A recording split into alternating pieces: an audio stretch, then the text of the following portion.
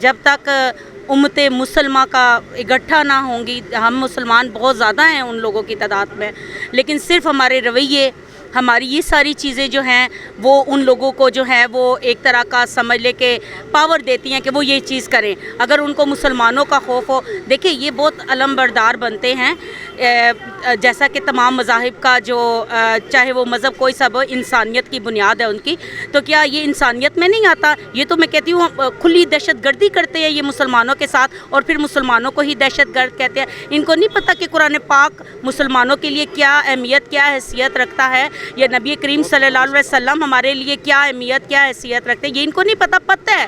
یہ صرف ویسے اٹیک نہیں کر سکتے، اس طرح کر کے یہ ہمارے دلوں پہ اٹیک کرتے ہیں، یہ ہمارے دماغوں میں اٹیک کرتے ہیں۔